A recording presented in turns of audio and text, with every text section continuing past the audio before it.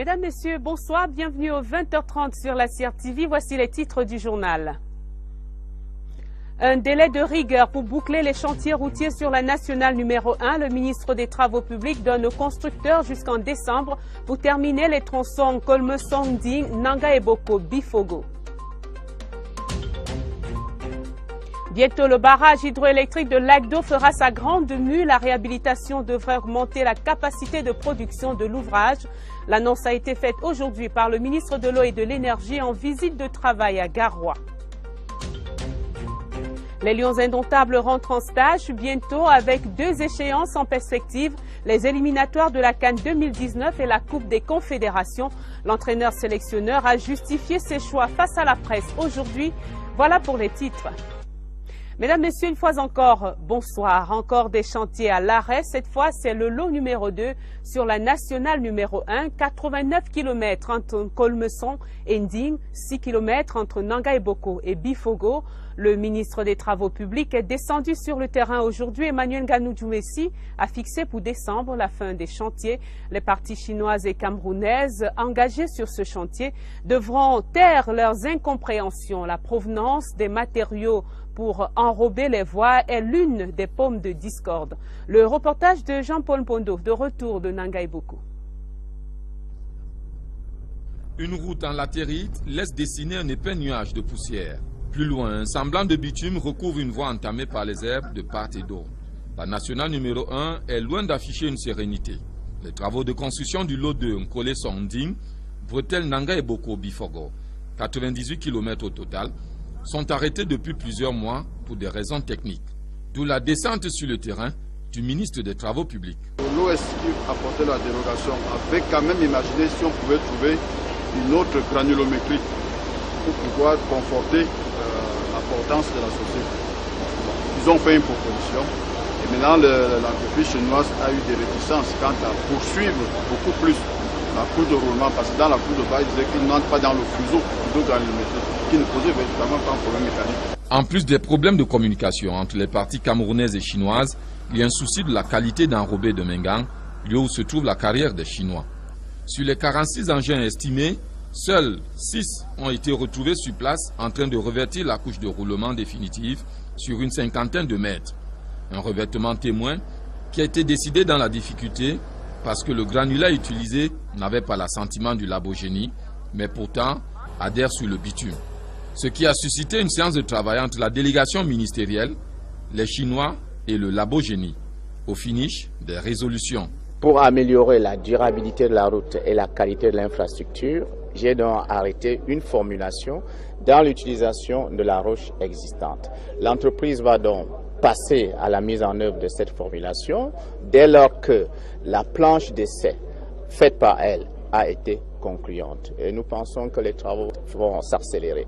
La fin des travaux est prévue en décembre 2017 et 50% des travaux ont déjà été réalisés sur l'ensemble du projet inscrit au budget 2011. Le barrage hydroélectrique de Lac d'Eau sera bientôt réhabilité. La finalité est d'augmenter sa capacité de production pour couvrir la demande en énergie du septentrion. C'est la grande annonce au premier jour de la visite de travail du ministre de l'Eau et de l'Énergie à Garoua. Dans la recherche de solutions sur la durée, Basile Atanganakuna envisage la construction des centrales thermiques à Guidère. Le reportage de Claver Pascal Ndanga de CRTV Nord. Le barrage hydroélectrique de Lac d'Eau est la principale source de production d'énergie électrique dans le réseau interconnecté du Nord. En 35 ans d'existence, les effets du vieillissement se font ressentir. À cela s'ajoute l'érosion et les aléas climatiques qui entraînent l'ensablement de la retenue d'eau. Une situation que le ministre de l'Eau et de l'Énergie est venu toucher du doigt à Lac d'Eau. Il y a des problèmes hydrologiques. En d'autres termes, il y a une très faible pluviométrie. Vous avez vu les niveaux d'eau qui sont très bas et nous pensons qu'il est important que Eneo, qui est la société concessionnaire, se penche sur d'autres solutions. Le ministre de l'Eau et de l'Énergie, qu'accompagne le directeur général d'Eneo, le directeur de la Sonatrel et le directeur de Camwater, a parcouru entièrement l'ouvrage pour faire un diagnostic de la situation et proposer des solutions durables. Au mois de juillet, des contrats seront signés avec d'autres partenaires à l'effet de construire des centrales solaires, notamment à Ngaoundéré, à Guider, mais également à Maroua. 3 centrales solaires d'une capacité de plus de 25 MW. Donc, à vrai dire, nous avons ce problème hydrologique et le gouvernement est en train de travailler pour trouver des solutions. La visite du ministre de l'Eau et de l'Énergie s'est poursuivie à la centrale thermique de Djamboutou qui sert actuellement pour réduire considérablement les coupures intempestives à Garoua. La malgouvernance et les remous sociopolitiques sont identifiés comme les plus grandes menaces à la stabilité de l'Afrique centrale. Les experts de la sous-région sont réunis depuis ce matin à Yaoundé. Ils préparent en fait les dossiers qui seront examinés au cours de la 44e session du Comité consultatif permanent des Nations Unies sur les questions de sécurité. D'autres sujets d'inquiétude ont été soulevés. La circulation des armes, la piraterie maritime, le grand banditisme transfrontalier et le braconnage. Le compte-rendu de Séverin Aligambélé. Les experts des 11 États membres du Comité consultatif permanent des Nations Unies, chargés des questions de sécurité en Afrique centrale, préparent le terrain de la session ministérielle qui s'ouvre officiellement le 1er juin. Ce sera en présence de François Lunseni Fall, représentant spécial du secrétaire général des Nations Unies pour l'Afrique centrale. Dans leur agenda, des discussions sur les phénomènes qui menacent durablement la paix et la sécurité dans la sous-région. Il en est ainsi de la violence des groupes armés, du terrorisme, du trafic de drogue, de la criminalité transnationale. Un accent sera mis sur la dimension régionale de la crise en Centrafrique. Les membres du comité ont voulu inscrire ce point plus précis de Centrafrique comme un point distinct à leur ordre du jour pour manifester leur grande préoccupation quant à la situation qui prévaut dans ce pays. Vous savez, c'est un pays qui sort de crise. Vous savez également que c'est un pays qui est entouré par les autres pays de la sous-région qui lui apportent toute l'assistance nécessaire pour pouvoir sortir de crise. Un autre sujet de fond à débattre, l'entrée en vigueur de la Convention de Kinshasa. Cette convention qui porte sur la circulation incontrôlée des armes légères et de petit calibre, de leurs munitions, de toutes pièces et composantes pouvant servir à leur fabrication, réparation ou assemblage en Afrique centrale. Le gouvernement veut former des véritables entrepreneurs agricoles. Un programme d'appui aux PME a été lancé aujourd'hui par le ministre Laurent-Charles Etundingwa. Pendant 6 semaines, 20 consultants vont être formés à l'animation des bassins de production du centre, de l'ouest et du nord-ouest. Ce programme d'appui aux PME agricoles et agroalimentaires est financé par le contrat désendettement développement, le C2D. Daniel Menanga. Le secteur agroalimentaire fait se développer des petits métiers dans les contrées. On transforme les produits dérivés de la terre pour en faire son petit business. Mais pourquoi se contenter d'une petite affaire à l'heure de la compétitivité des entreprises? Je vais prendre un exemple sur la filière cacao. Vous avez aujourd'hui beaucoup de transformatrices qui font du beurre de cacao. Ces transformatrices sont confrontées à un problème de manière artisanale, qu'ils ont difficilement accès au marché. Pour être plus compétitif, un programme d'appui aux petites et moyennes entreprises agricoles et agroalimentaires vient d'être mis sur pied. Il ambitionne d'améliorer l'information technico-économique, de rendre plus facile l'accès au crédit et de renforcer les capacités de gestion des PME agricoles et agroalimentaires. Il y a des entreprises de production dans nos bassins, dans toutes les régions du Cameroun. Il faudrait aller jusque là-bas pour voir ce que chacun produit, mais à l'exercice.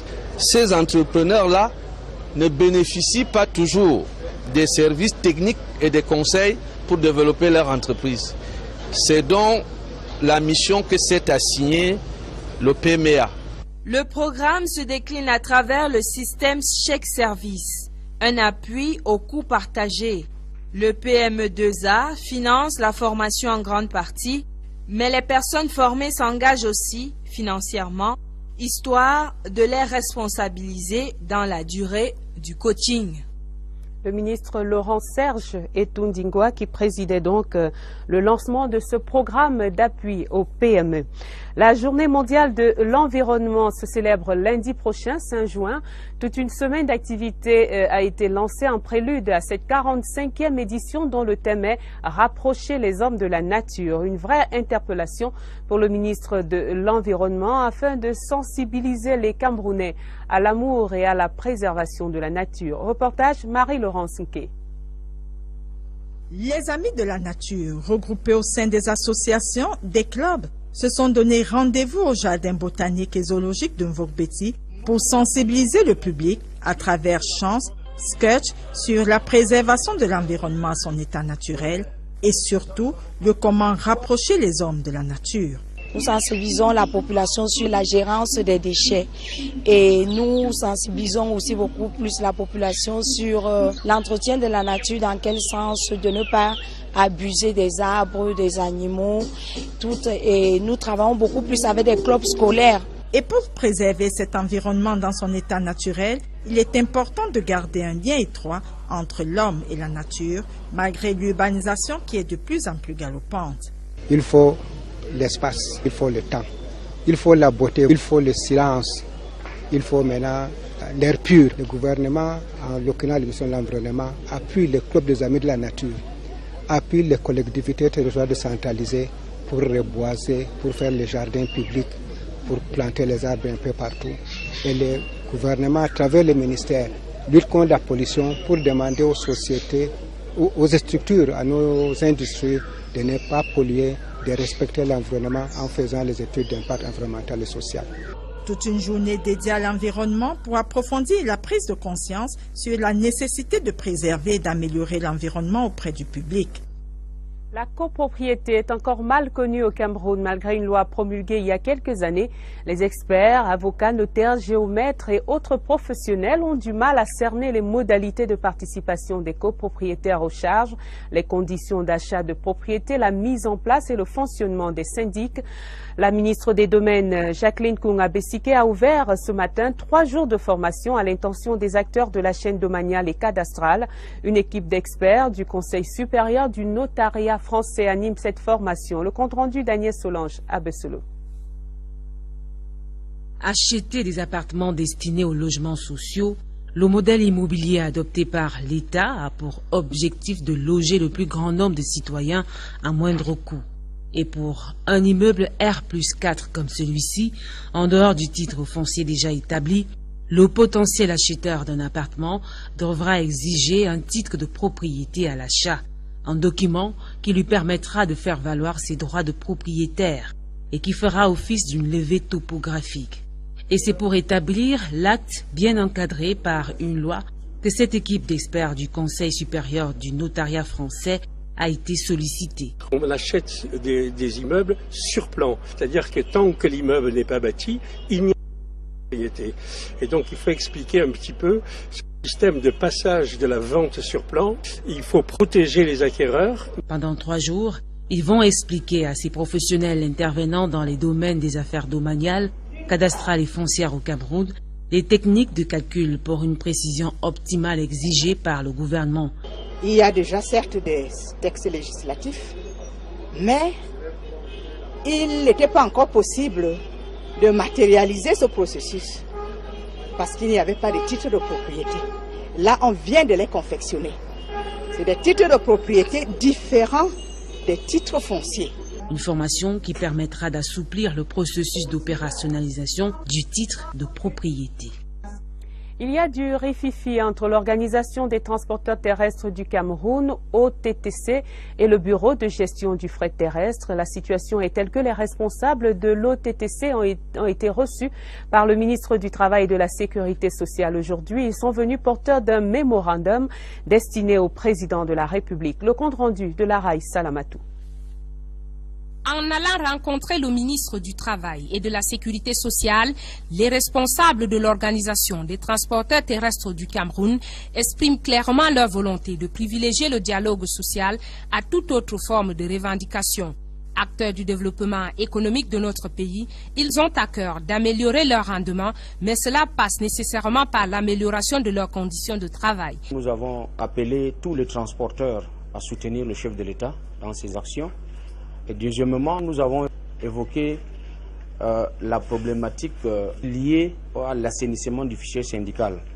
Dans un mémorandum de 800 signataires à transmettre au président de la République, il dénonce le fonctionnement actuel du bureau de gestion du fret terrestre et propose quelques pistes de solutions. Depuis 25 ans aujourd'hui, nous souffrons parce que les individus se sont accaparés du BGFT et s'enrichissent derrière notre dos.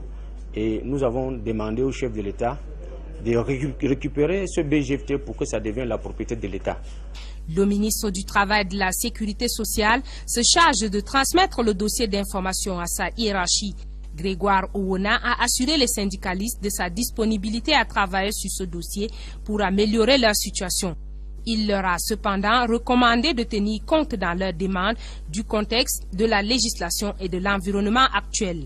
Une séance de travail entre le ministère du Travail et les responsables de l'OTTC est prévue dans quelques jours.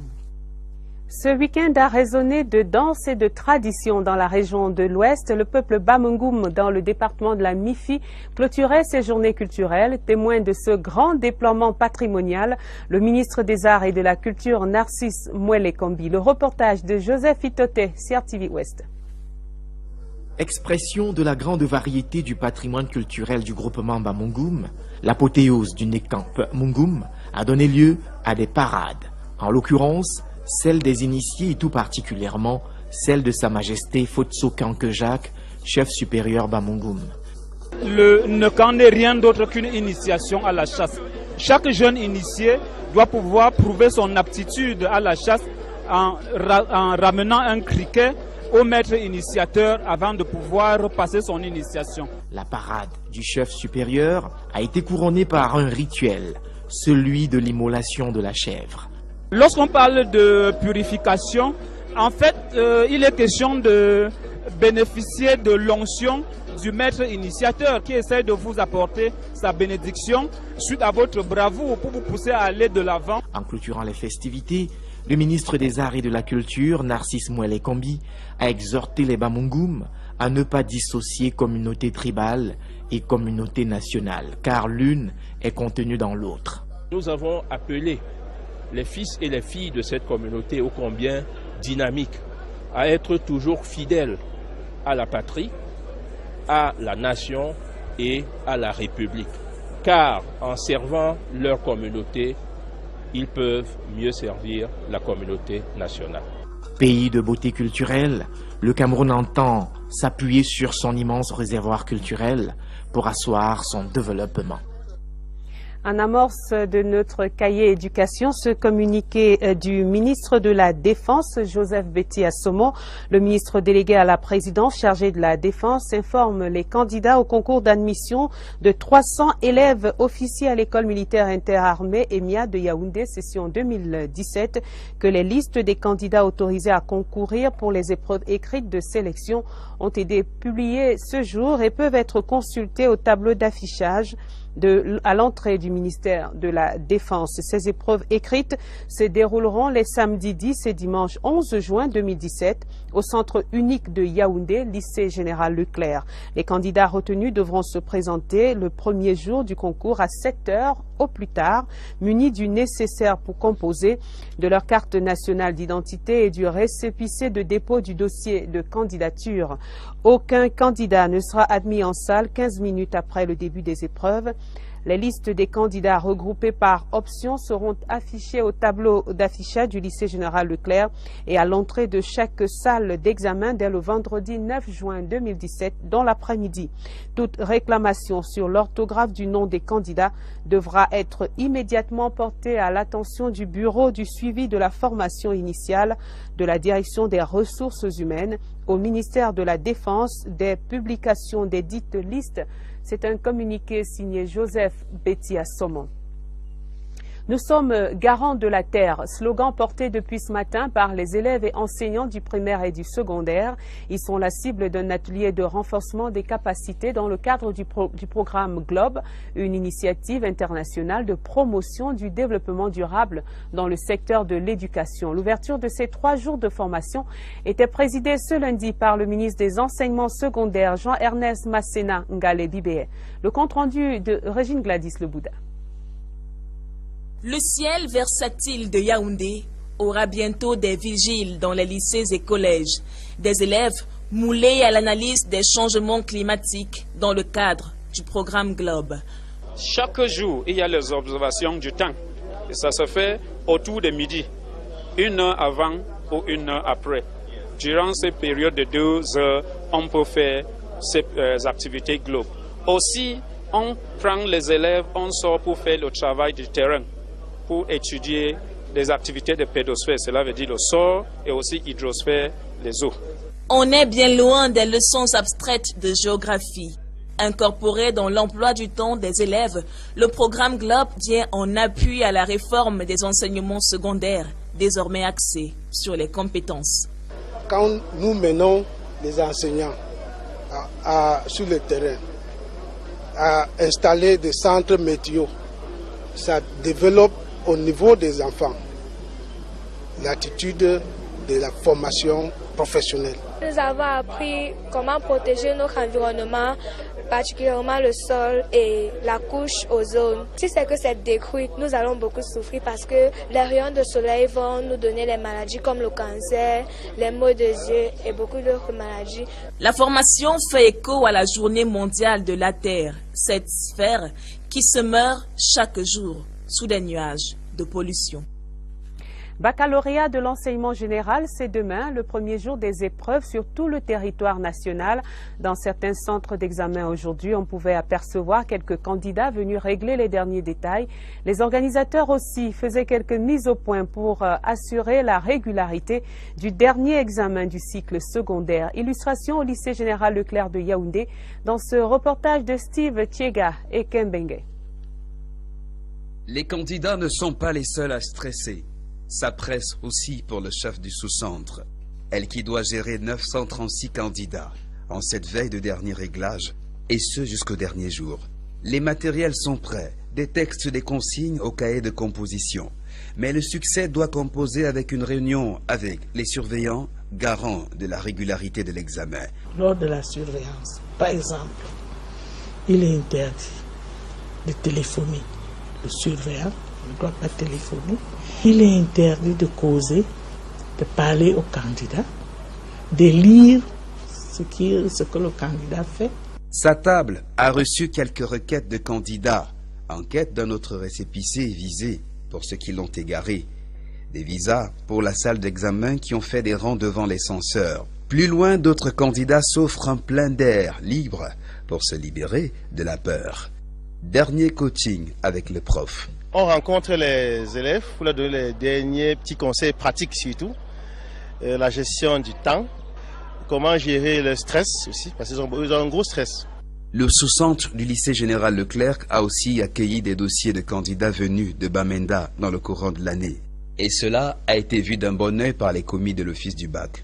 Je suis ici pour assurer le bon déroulement de l'examen, n'est-ce pas, pour que l'examen se passe dans l'impartialité et la neutralité. La journée de travail ici s'achève dans la nuit, à 22 h au moins. C'est donc la veillée d'armes pour environ 286 000 candidats. Dernière journée de révision ce lundi avant la grande épreuve de passage supérieur. Préparation psychologique mais aussi matérielle en faisant connaissance avec les centres d'examen, les salles et les numéros des tables. Notre reporter a suivi un candidat du lycée bilingue de Mimboman à Yaoundé dans ses derniers préparatifs. Carmen Bilé. C'est dans cette salle et sur cette table-banc que Stéphane Andeng va passer les épreuves du baccalauréat général série A Crat espagnol. Ce lundi, le candidat du lycée bilingue de Mimboman à Yaoundé s'est rendu à son établissement afin de prendre connaissance de l'ordre de passage des matières et récupérer les pièces qui permettront de l'identifier à l'entrée de la salle d'examen. À quelques heures seulement du début de l'examen, Stéphane a le moral haut, même s'il redoute l'épreuve d'informatique, troisième matière de la première journée. On a eu 9 mois, on a essayé de bien étudier et maintenant on va donc pratiquer c'est tout ce qu'on nous a appris. Donc je suis tranquille. Demain, bon, il y a l'informatique qui s'est ajoutée. Nous sommes surpris quoi. Quand tu t'es mis dans la tête que tu as fait telle chose tel jour, quand ça change, bon, ça embrouille un peu, mais on va gérer. C'est au domicile familial que Stéphane et ses camarades préparent l'examen depuis le début de l'année. Aujourd'hui, ils revisent uniquement les 3 matières de la première journée. On est en train de faire la langue, bon, on revise juste un peu. On a langue demain, littérature, c'est quelque chose qui concerne un peu plus la culture, donc chacun peut se débrouiller comme il peut. On lit juste les corriger, les épreuves qu'on a fait.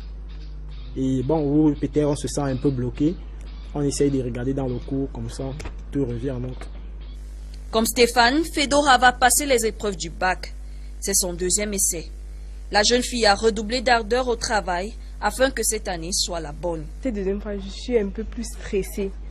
Donc, parce que je ne veux plus reprendre. Donc, j'ai mis toutes les chances de m'écouter cette fois-ci. J'ai plus étudié, j'ai moins dormi. Donc, je me suis sacrifiée. Ces élèves qui ont travaillé avec acharnement toute l'année scolaire espèrent au terme des 5 jours de cet examen qui commence mardi décrocher leur bac, ticket d'accès à l'enseignement supérieur. Tous les vœux de succès du 20h30 à Stéphane Fedora et à tous les candidats au baccalauréat demain. Journée internationale des jeunes filles dans les TIC. 40 étudiantes en informatique de l'Université de Yaoundé 1 sont appelées à performer dans le secteur numérique, vœux exprimés au cours de l'atelier de formation initié par l'association Coalition Digitale en partenariat avec l'Union internationale des télécommunications. Le compte rendu de Maïmouna Mohamedou Nadia. Voilà un défi que les jeunes filles doivent désormais prendre pour leur compte. Être plus compétitifs dans les technologies de l'information et de la communication. Hack for Girl, un concept qui vise à promouvoir l'innovation, l'entrepreneuriat et l'intégration des filles dans les TIC. Mon projet, c'est de créer un site web, une plateforme qui sera comme une vue pour tous les GIC qui font dans le reboisement. Dans cette plateforme, les différents GIC pourront gagner certains marchés, par exemple pour le reboisement des forêts. Mon projet porte sur une application d'orientation scolaire. Et bon, j'ai pensé à cela, à créer une petite application qui pourra, en fonction peut-être de leur série, permettre à ceux qui s'insèrent dans un cadre où ils seront plus, qui se sentiront plus à l'aise. Cette journée est une plateforme d'échange, de partage d'expériences et d'orientation. Pour accompagner nos jeunes filles, donc, on met en place un programme de mentorat qu'on appelle le mentorat de la diversité, où chaque jeune fille va être coachée par une femme qui a déjà fait ses preuves, une professionnelle aguerrie dans ce domaine. Et on leur fait aussi des formations pratiques, leur apprendre des métiers de création de sites web de façon concrète. Et on fait d'autres compétitions de développeurs. Il s'agit par ailleurs de susciter auprès des filles des vocations dans les métiers du numérique, ceci afin de promouvoir le développement économique par l'usage des technologies de l'information et de la communication. Reparlons du 20 mai, tel qu'il s'est célébré à Rabat au Maroc, moment de communion intense entre l'ambassadeur du Cameroun au royaume chérifien et ses compatriotes. Son Excellence Mohamedou Youssifou a également salué les liens solides qui unissent le Cameroun et le Maroc. Pierre Evembe. C'est un couple toujours uni qui a accueilli les nombreux invités venus communier avec l'ambassadeur du Cameroun au Maroc et ses compatriotes au cours de cette grande messe de l'unité. Dans un contexte où les fondations des valeurs cardinales du Cameroun ont reçu une secousse, son Excellence Mohamedou Youssifou a rappelé la maxime du chef de l'État Paul Biya, le Cameroun est un et indivisible, tout en invitant ses compatriotes de la diaspora à s'engager résolument dans cette voie. Je voudrais dire à mes compatriotes ici présents que l'unité et l'intégration nationale dans un pays de diversité comme le Cameroun sont et demeurent, au même titre que la liberté, l'indépendance et la défense de l'intégrité et de la souveraineté nationale, une œuvre de longue haleine et pour tout dire, une conquête permanente. Une délégation de parlementaires camerounais a fait le déplacement du royaume chérifien pour apporter la chaleur du pays. C'était également l'occasion de rappeler l'excellence des relations qui unissent les deux pays, deux lions de l'Afrique engagés dans les mêmes combats, celui de l'émergence des pays du Sud et celui contre le terrorisme entre autres. C'était le même son de cloche du côté du Caire en Égypte. L'ambassadeur Mohamedou Labaran a mobilisé ses compatriotes pour une symbiose parfaite avec leurs frères et sœurs du triangle national qui ont défilé pour la paix, l'unité et la stabilité. Ensuite, réflexion est faite, ont permis aux uns et aux autres de révéler la richesse de l'unité dans la diversité. En politique présidentielle 2018, le Mungo appelle le président Paul Biya à être le candidat du RDPC. C'était à l'issue des concertations de proximité conduites par le jeune Belambela Nkonsamba. Le ministre des Relations extérieures a également invité les populations du Mungo à adhérer au projet de paix sociale et d'émergence porté par le président Paul Biya. Le compte rendu de Rosine et Bessana en CRTV Littoral. Ces concertations de proximité ont regroupé plus de 200 chefs traditionnels de premier, deuxième et troisième degré. Les parlementaires, les responsables des comités de base du RDPC, les autorités religieuses ainsi que près de 400 responsables des communautés vivant dans le Mungo. Le ministre Belambela l'a du reste réaffirmé. Tous ceux qui sont dans le Mungo sont fils et filles de ce département, un département qui constitue la vitrine, le symbole de la politique d'intégration nationale prônée par le président de la République, son Excellence Paul Biya. Les Mbo, les Bétiches, les Bamliké, les Aoussa et autres y vivent dans une parfaite harmonie. Le département a beaucoup de communautés, c'est un département pluriel dans sa diversité. Le message que j'ai apporté, c'est d'abord pour essayer de rassembler et d'apporter l'unité et le message de l'intégration nationale, parce que ce département est le modèle même de l'intégration nationale à cause de ses populations. Il a annoncé par ailleurs que le comité de développement économique du Mungo, le CODEMO, sera opérationnel dans 3 mois, ainsi que son bras financier, le Fonds pour le développement du Mungo, qui devra bénéficier des financements nationaux et internationaux pour lutter contre le chômage des jeunes. Également au menu des échanges, les prochaines échéances électorales. Le message le plus important, c'est que nous nous acheminons vers les élections. Nous avons donc voulu leur dire de faire très attention pour ne pas être divisés, mais de se mobiliser derrière le chef du parti national. La poursuite de la sensibilisation en vue d'amener les populations du Mungo à s'inscrire sur les listes électorales.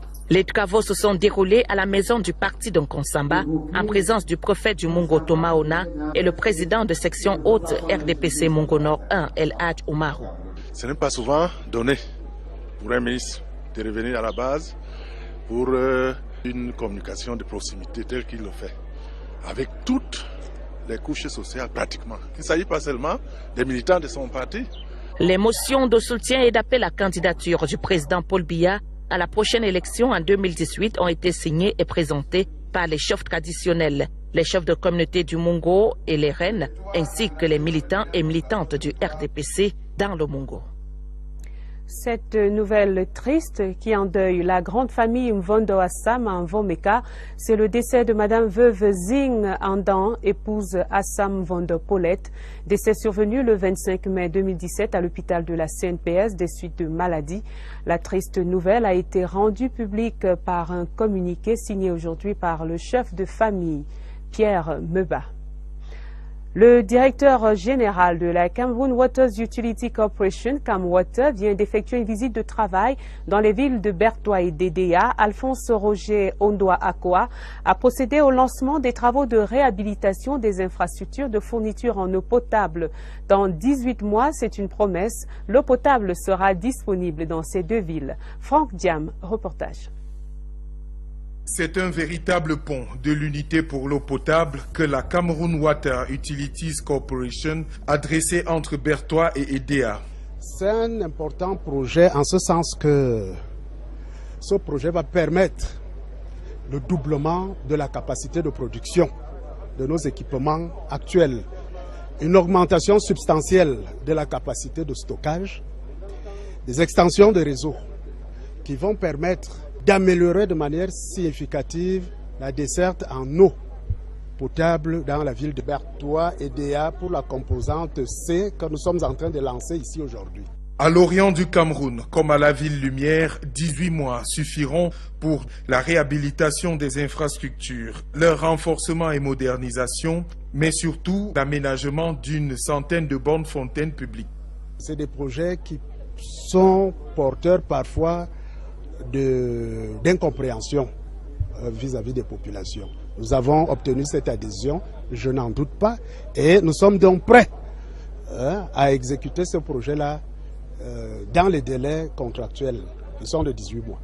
Les séminaires ateliers tuyaux de la bonne nouvelle ont permis à Alphonse Roger Ondoakoa et sa suite d'impliquer les autorités locales, de même que leur population, à la nouvelle donne hydraulique du Cameroun. Maintenant que Camwater, n'est-ce pas, a pris conscience et a pris le problème en main, nous allons, n'est-ce pas, pouvoir consommer une eau très potable. Nous avons tant attendu. Dieu nous a aidés par la grâce du président de la République. Nous sommes très ravis. À Edea comme à Bertois, le la est donné pour sonner le glas du manque d'eau potable. Pour la Camwater, la manifestation de l'État unitaire est symbolisée par de l'eau pour tous.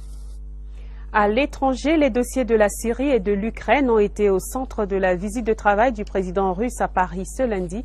Vladimir Poutine et Emmanuel Macron se sont rencontrés à l'occasion de l'inauguration d'une exposition marquant les 300 ans des relations franco-russes. Afrique du Sud, une atmosphère de fronde permanente règne autour de Jacob Zuma, qui vient une fois encore d'échapper à une motion de défiance. La synthèse de l'actualité internationale est signée Séverin Alegambele. L'isolement du président sud-africain est de plus en plus accentué. À l'occasion du comité exécutif de l'ANC en fin de semaine dernière, certains cadres du parti au pouvoir ont souhaité présenter une nouvelle motion de défiance, la marque d'une absence de confiance des cadres du Congrès national africain envers Jacob Zuma. Heureusement, la motion a été rejetée. Cette pression vient s'ajouter à celle qu'exerce déjà l'opposition depuis des semaines. L'opposition qui réclame en effet la démission du chef de l'État sud-africain. On se souvient également que Cyril Ramaphosa, vice-président et candidat à la succession à la tête du Congrès national africain en vue des élections générales de 2019, a plaidé pour une enquête sur les affaires de corruption au sommet de l'État. De même, le partenaire clé de l'ANC, la coalition du COSATU, a pris des distances vis-à-vis de l'actuel président, suite à un remaniement ministériel très contesté à la fin du mois de mars dernier. L'évocation par la presse d'un état de projet d'exil de Jacob Zuma vers Dubaï en cas de destitution sème davantage la confusion dans les esprits. La France et la Russie se donnent des moyens d'améliorer les relations diplomatiques tendues depuis 5 ans en raison de la gestion des dossiers syriens et ukrainiens. Le président Emmanuel Macron a reçu Vladimir Poutine ce lundi. C'était dans le cadre de l'inauguration d'une exposition marquant les 300 ans des relations franco-russes. Selon l'Élysée, cette visite de travail est un cadre idéal pour les deux personnalités de se connaître et de redonner souffle au dialogue entre Moscou et Paris. En sport football, les Lions indomptables sont au Cameroun dans la perspective du match Cameroun-Maroc du 10 juin prochain. La rencontre entre les deux Lions compte pour la première journée des éliminatoires de la CAN 2019.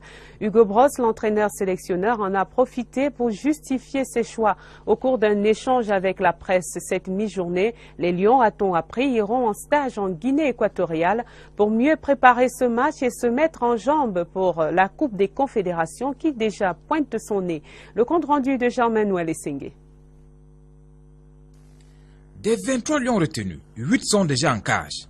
En attendant l'arrivée des autres, 10 joueurs locaux, puisés dans les A', ont été sollicités comme partenaires de travail.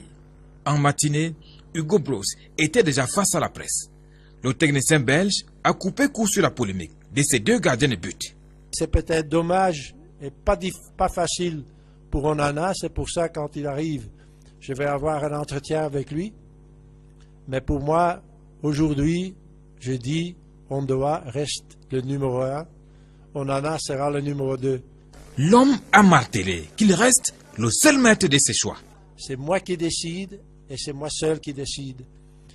Et si demain, et vous pouvez être certain, le président peut-être me dirait, coach, il faut prendre ce joueur-là, je démissionne directement.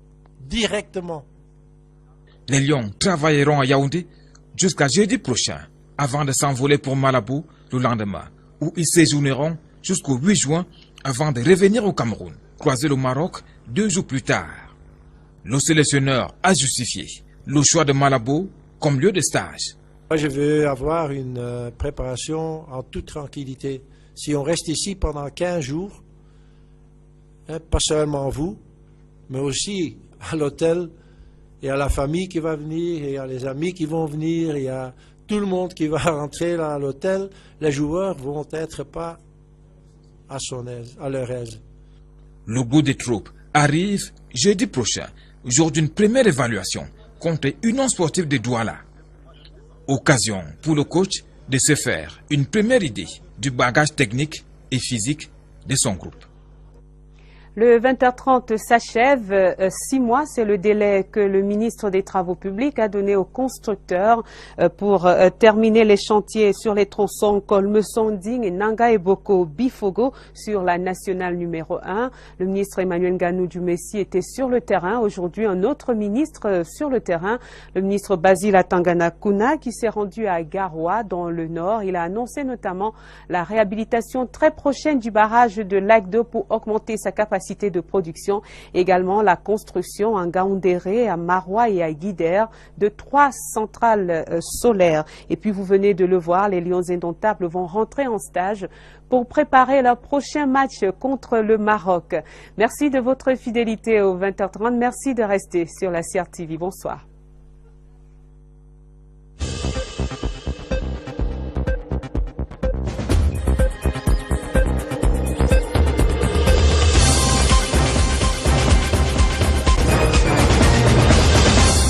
L'assentiment du Labogénie, mais pourtant adhère sur le bitume. Ce qui a suscité une séance de travail entre la délégation ministérielle, les Chinois et le Labogénie. Au finish, des résolutions. Pour améliorer la durabilité de la route et la qualité de l'infrastructure, j'ai donc arrêté une formulation dans l'utilisation de la roche existante. L'entreprise va donc passer à la mise en œuvre de cette formulation dès lors que la planche d'essai faite par elle a été concluante. Et nous pensons que les travaux vont s'accélérer. La fin des travaux est prévue en décembre 2017 et 50% des travaux ont déjà été réalisés sur l'ensemble du projet inscrit au budget 2011. Le barrage hydroélectrique de Lac d'eau sera bientôt réhabilité. La finalité est d'augmenter sa capacité de production pour couvrir la demande en énergie du septentrion. C'est la grande annonce au premier jour de la visite de travail du ministre de l'Eau et de l'Énergie à Garoua. Dans la recherche de solutions sur la durée, Basile Atangana Kuna envisage la construction des centrales thermiques à Guider. Le reportage de Claver Pascal Ndanga de CRTV Nord. Le barrage hydroélectrique de Lac d'eau est la principale source de production d'énergie électrique dans le réseau interconnecté du Nord. En 35 ans d'existence, les effets du vieillissement se font ressentir.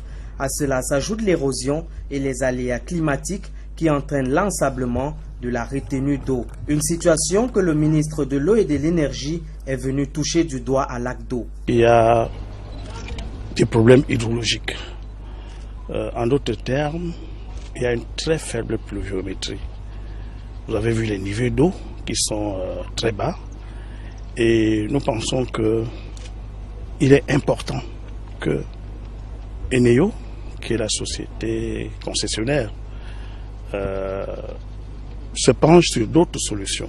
Le ministre de l'Eau et de l'Énergie, qu'accompagne le directeur général d'Eneo, le directeur de la Sonatrel et le directeur de Camwater, a parcouru entièrement l'ouvrage pour faire un diagnostic de la situation et proposer des solutions durables.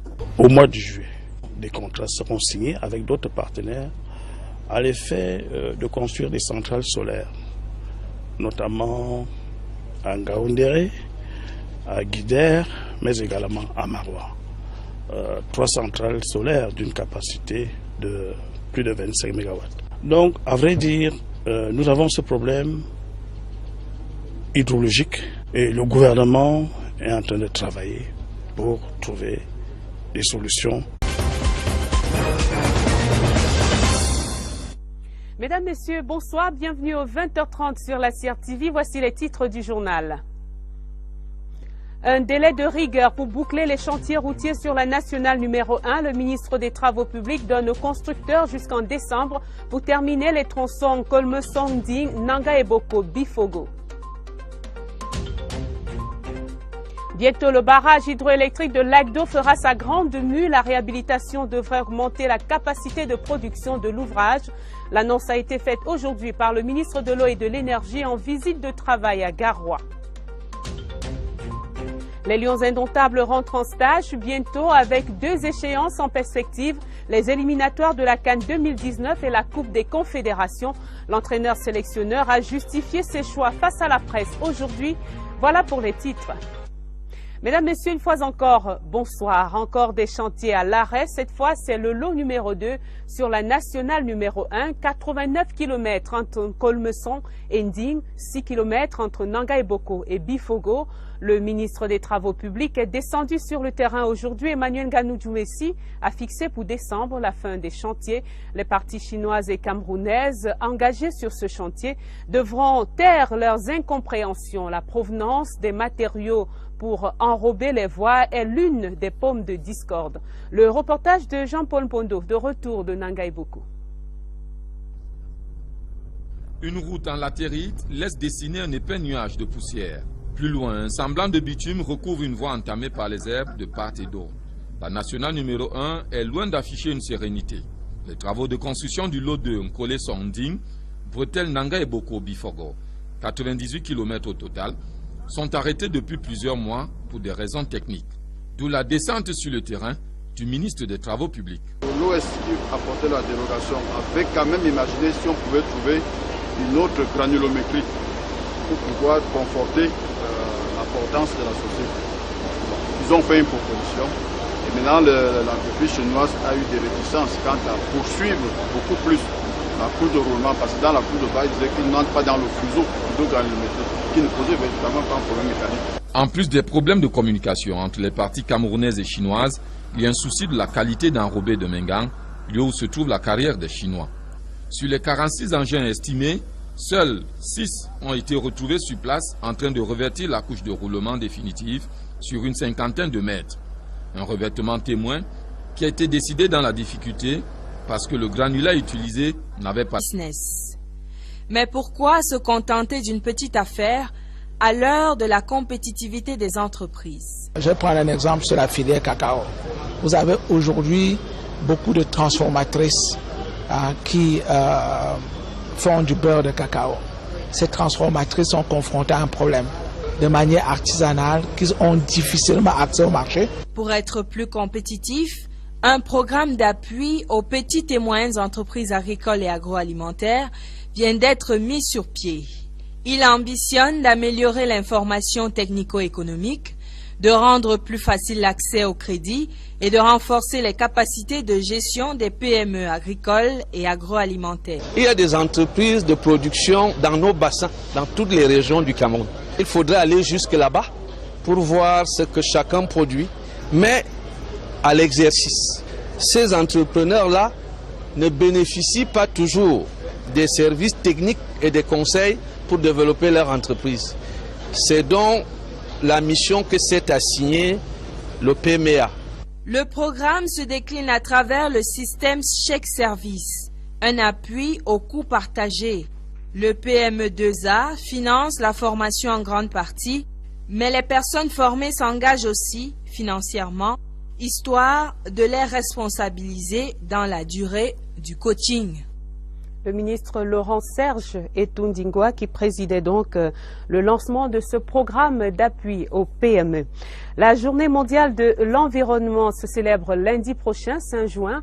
Toute une semaine d'activités a été lancée en prélude à cette 45e édition dont le thème est « Rapprocher les hommes de la nature ». Une vraie interpellation pour le ministre de l'Environnement afin de sensibiliser les Camerounais à l'amour et à la préservation de la nature. Reportage Marie-Laurence Nké.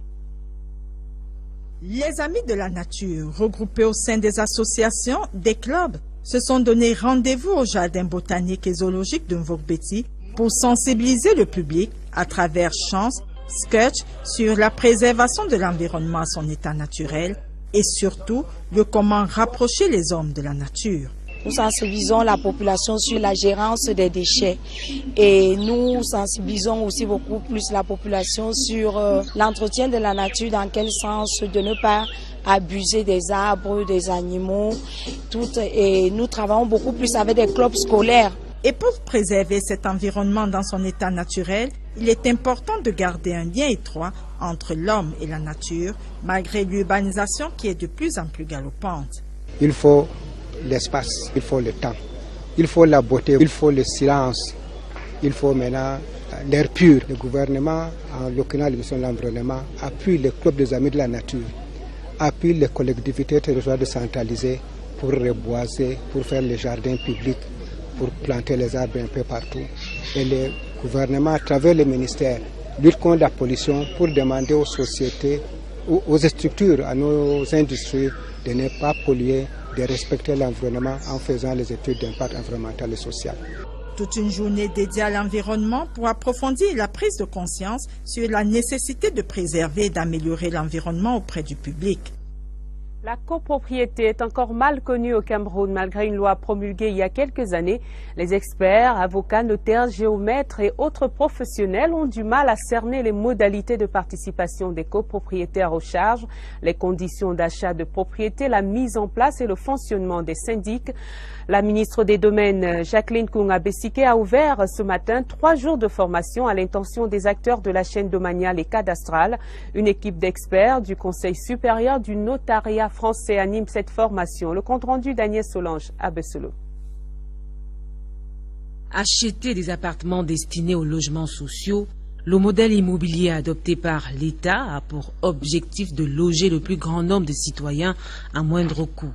Et pour un immeuble R+4 comme celui-ci, en dehors du titre foncier déjà établi, le potentiel acheteur d'un appartement devra exiger un titre de propriété à l'achat, un document qui lui permettra de faire valoir ses droits de propriétaire et qui fera office d'une levée topographique. Et c'est pour établir l'acte bien encadré par une loi que cette équipe d'experts du Conseil supérieur du notariat français a été sollicité. On achète des immeubles sur plan, c'est-à-dire que tant que l'immeuble n'est pas bâti, il n'y a pas de propriété. Et donc il faut expliquer un petit peu ce système de passage de la vente sur plan.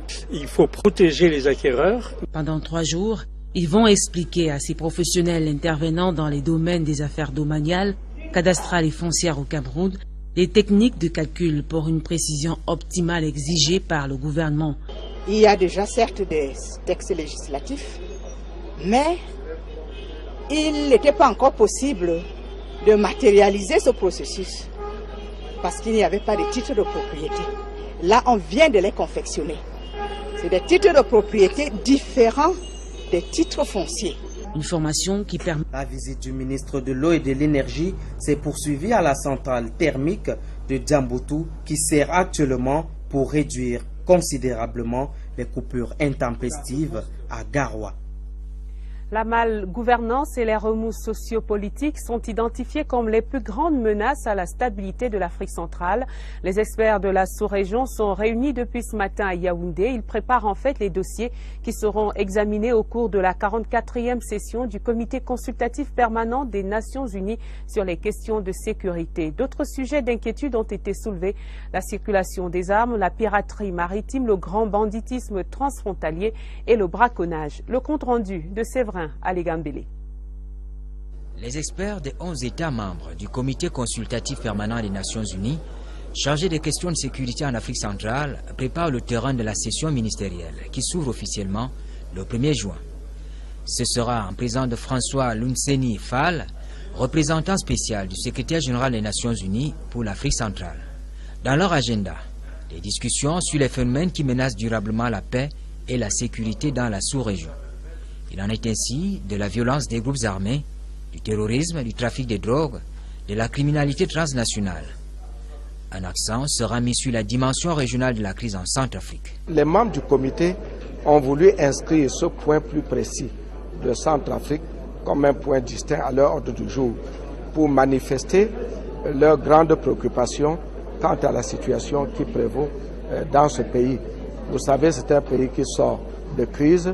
Vous savez également que c'est un pays qui est entouré par les autres pays de la sous-région qui lui apportent toute l'assistance nécessaire pour pouvoir sortir de crise. Un autre sujet de fond à débattre, l'entrée en vigueur de la Convention de Kinshasa. Cette convention qui porte sur la circulation incontrôlée des armes légères et de petit calibre, de leurs munitions, de toutes pièces et composantes pouvant servir à leur fabrication, réparation ou assemblage en Afrique centrale. Le gouvernement veut former des véritables entrepreneurs agricoles. Un programme d'appui aux PME a été lancé aujourd'hui par le ministre Laurent Charles Etundingwa. Pendant 6 semaines, 20 consultants vont être formés à l'animation des bassins de production du centre, de l'ouest et du nord-ouest. Ce programme d'appui aux PME agricoles et agroalimentaires est financé par le contrat désendettement développement, le C2D. Daniel Menanga. Le secteur agroalimentaire fait se développer des petits métiers dans les contrées. On transforme les produits dérivés de la terre pour en faire son petit business.